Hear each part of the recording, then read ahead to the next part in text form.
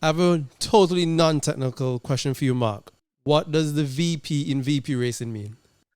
Ah, that's a good question.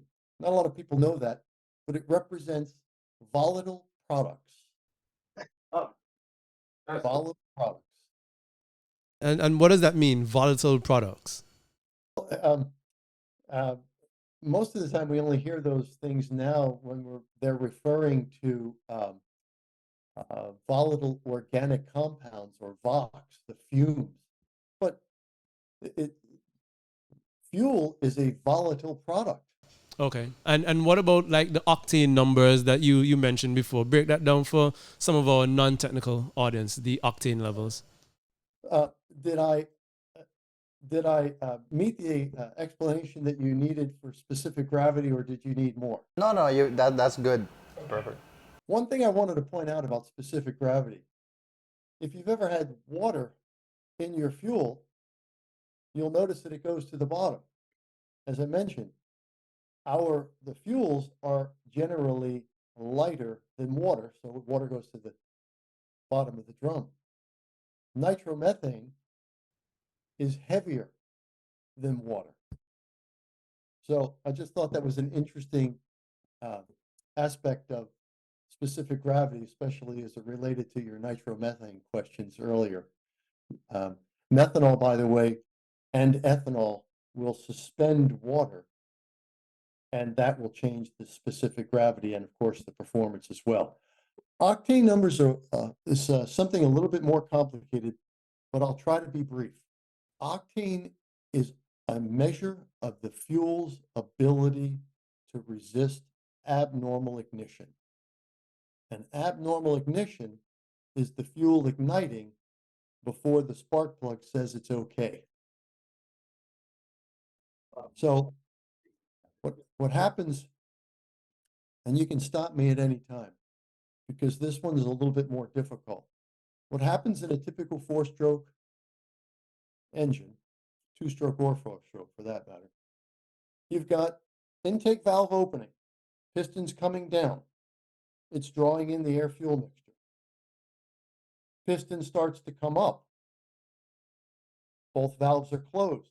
As the piston is traveling up towards top dead center, it's compressing the air-fuel mixture. The heat that's created by compressing that air-fuel mixture will ignite the fuel if the octane is not high enough to resist that heat.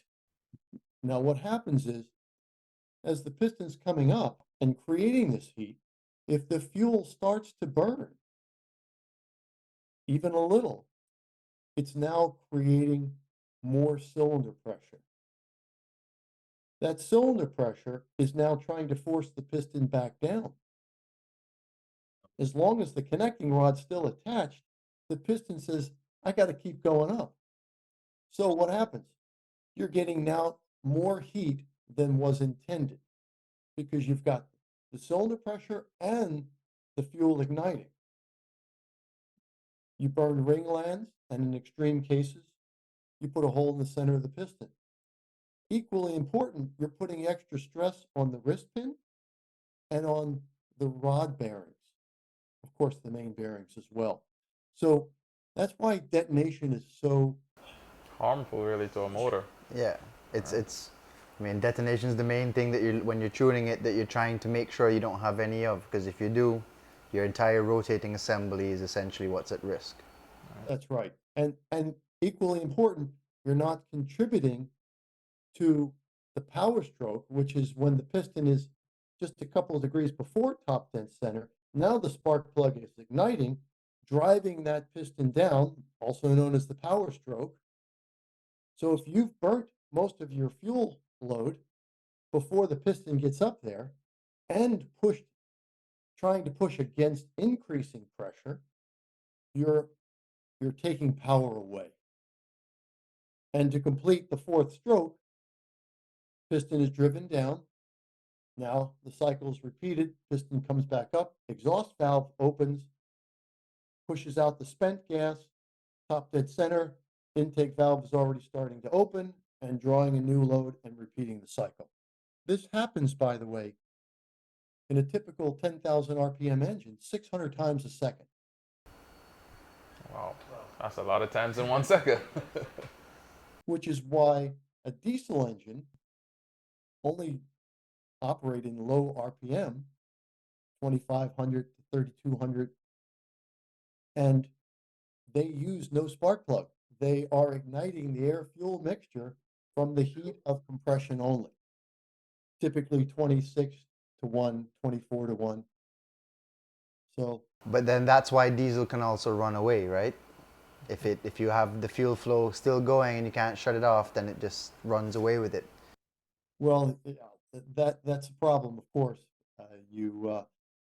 The diesel engines are shut off using the fuel pump.